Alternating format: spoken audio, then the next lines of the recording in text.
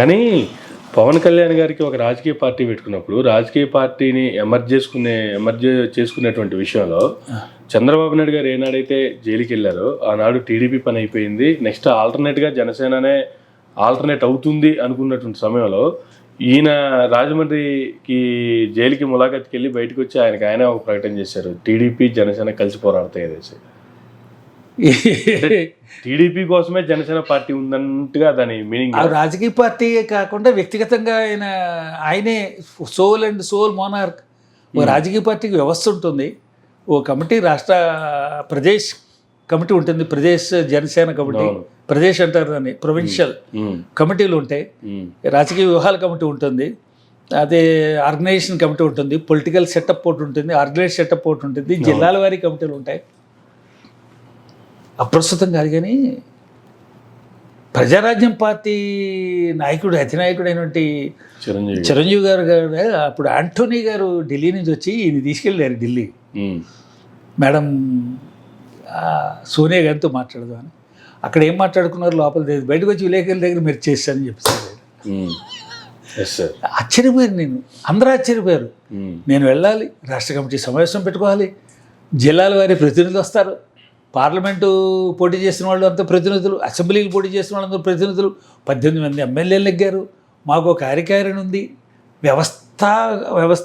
వ్యవస్థాత్మకమైన నిర్మాణం ఉంది, ఆ నిర్మాణంతో నేను మాట్లాడాలి, చర్చించాలి, I cannot decide right now అని చెప్పలేదండి, డిక్లేర్ చేశారు. సోల్ ఆ మాట చెప్పుంటే ఇంకా ఆయన మీద గౌరవం పెరిగేది. అయ్యో పార్టీ ప్రజలకు కావచ్చు, ప్రజానాయకుడు, ప్రజా పార్టీ, దాన్ని ఏమంటారు, దాన్ని ప్రజారాజ్యం. ప్రజారాజ్యానికి ఏకవ్యక్తి రాజ్యం అయిపోయింది, ఏక వ్యక్తి చాలన, సోల్. అదే కనిపిస్తుంది మళ్ళీ ఇల్లు కూడా. అంతకు మించా అదేనా? అంతకు మించే. ఎక్కడ నువ్వు అక్కడికి వెళ్ళావు, జైలుకి వెళ్ళావు, పరామర్శించడానికి వెళ్ళావు, పరామర్శించేసేవి, వచ్చేసేయి. పార్టీ అధిక ఈ అప్రజాస్వామిక పద్ధతిలో అరెస్ట్ చేశారు, వయసు చూడకుండా అరెస్ట్ చేశారు, ఉన్నాయి కదా సొంత డైలాగులు రాసుకున్నారు వాళ్ళు, నేరస్తుడికి వయసు ఏమిటి చేసుకున్నారు. అంచేది ఇది అసలు ఆయనకు ఒక ఆపర్చునిటీ ఇవ్వలేదు జవాబు చెప్పడానికి, ఇవన్నీ రికార్డుగా ఉన్నాయి, అవన్నీ అక్కడ మాట్లాడేసాయి విలేకరులతో. ఈ అరెస్ట్ మేము ఖండిస్తున్నాం, అప్రజాస్వామికం, చంద్రబాబు నాయుడు గారి మీద రాజకీయ కక్షగా జగన్మోహన్ రెడ్డి గారు అరెస్ట్ చేశారు, ఇవి కూడా మాట్లాడకూడదు రాజకీయ కక్షలని, ఎందుకంటే సిఐడి ఇట్సెల్ఫ్ ఇండిపెండెంట్ ఇన్స్టిట్యూషన్. మనం వాటిని గౌరవించకుండా రాజకీయాలు పులివేస్తుంటే ప్రజలకి విశ్వాసం చచ్చిపోతుంది ప్రజాస్వామ్యం మీద. అంతేగా, కంపు ఉంటే దాచుకోమని అంటలా, దాచుకోవద్దు, కంపు ఉంటే చెప్పేయాలి ప్రజాస్వామ్యంలో, ఏ వ్యవస్థ లోపంలో వేలెత్తి చూపించేయాలి. ప్రజాస్వామ్యంలో ట్రాన్స్పరెన్సీ, పరిపాలించేవాడి దగ్గర ట్రాన్స్పరెన్సీ ఉండాలి, ప్రశ్నించేవాడి దగ్గర అంతకన్నా ఎక్కువ ట్రాన్స్పరెన్సీ ఉండాలి. అంతే కదా. ఈయన అలాంటి ప్రశ్నలు వేసేసి వచ్చేస్తాడేమో అనుకున్నాను నేను.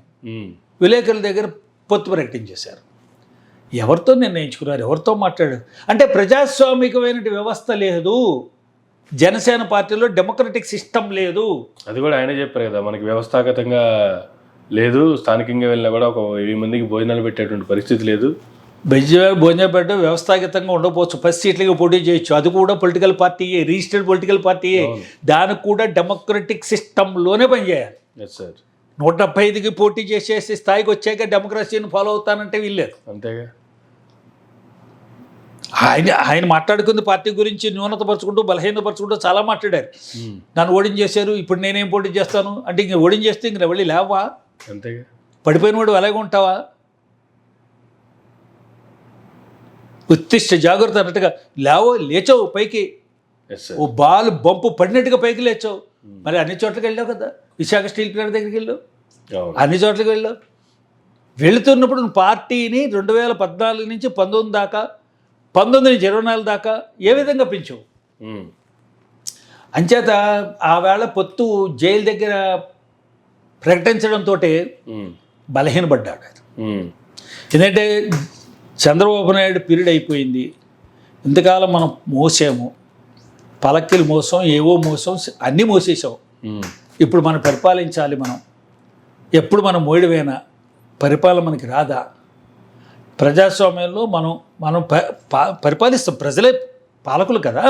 అంతే సార్, ప్రజలు ఎంతసేపు మోస్తూ ఉంటారా, పాలకులే, పాలిపాలించేవాడు వేరు, పాలకుడు పాలింపబడేది వేరు, పాలించేవారు వేరు, 2 వర్గాలు లేవు.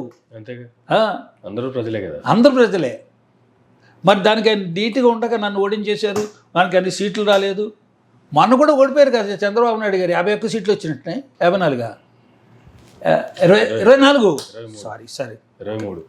మరి 23 ఆయన 175 ఎందుకు తయారైపోతున్నాడు ముఖ్యమంత్రిగా? ఆ 23 నువ్వు ఓటు చేస్తున్నావు. ఇప్పుడు ఆయన మీద ఇది అంటే మన 2019లో ఆయన పరిస్థితి ఇవాళ నీ పరిస్థితి ఒకటే అయినప్పుడు మరి ఆయనకి ఎలా ముఖ్యమంత్రి ఇస్తారు? అంతేగా, నెగ్గింది 23. Yes sir. ఈ తర్కం ఈ లాజిక్ మర్చిపోయారే. అయినా మీరు ఒకటే. అవును. మీరు చిటికి వేస్తే లక్షలు ఇస్తారు, ఎవరు డబ్బులు వాళ్ళు పెట్టుకుని, ప్రాణాలు పోతాయి, చచ్చిపోతూ ఉంటారు, తొక్కిసలాట, బళ్ళు వేసుకుని కింద మీద పడి రెచ్చిపోతూ ఉంటారు యువకులు, అవును, రిస్క్ తీసుకుంటారు, మీకోసం ఏదైనా త్యాగం చేసేయడానికి రెడీ అయిపోతూ ఉంటారు. వాళ్ళని చూసి జాలేస్తుంటుంది నాకు. అటువంటి వాళ్ళు మీరు ఉంటే ఉండండి, పొదే పండు అన్నాడు ఆయన. అవును. అదే రాజకీయ పార్టీలో అంటారా మాట? పైగా నన్ను ప్రశ్నిస్తే నేను వైసీపీ కోవర్ట్లుగా చూస్తానన్నాడు. ప్రశ్నించేవాడిని కోవట్లుగా చూస్తారు, ప్రశ్నించద్దంటున్న వాడిని తెలుగుదేశం కోవట్లుగా చూడరా? మమ్మల్ని ఏమి అడగడానికి వీల్లేదని కూడా తెలుగుదేశం కోవట్టవే నువ్వు. చంద్రబాబు నాయుడు గారిని అన్ని రంగా దాకా వెళ్ళిపోతున్నారు వాళ్ళు. Yes sir. మరి వాళ్ళు నువ్వు చంద్రబాబు నాయుడు కోవట్టు అంటారు. అలా కనిపిస్తుంది కదా.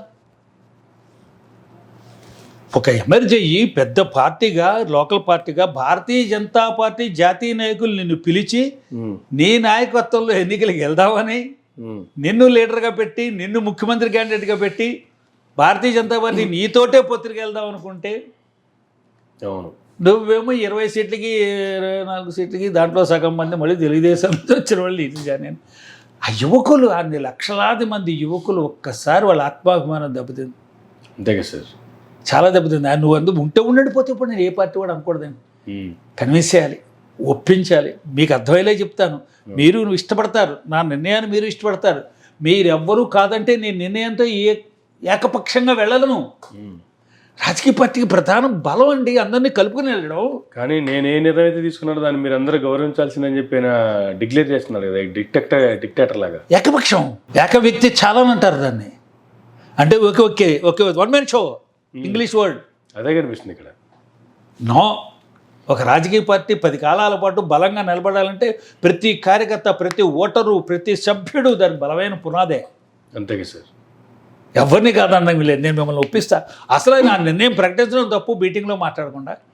ఆ నిర్ణయం ప్రకటించేసాక అప్పుడున్న పరిస్థితుల్లో నేను ప్రకటించవలసి వచ్చింది, కరెక్ట్. మిమ్మల్ని నేను ఒప్పించే ముందుకెళ్తా. మరో సందర్భం అన్నాడు ఆయన, అవును, ఇది శాశ్వతం కాకపోవచ్చు, ఇదే నిర్ణయం కాదు, ఇది అల్టిమేట్ కాదని. అవును. అసలు అందరినీ కేడర్ని, అంత బలమైన కేడర్. Yes sir. 75 నియోజకవర్గాల్లో గట్టి పోటీ ఇవ్వగలిగినటువంటి క్యాడర్, తీర్పును రచించేవాళ్ళు. అవును.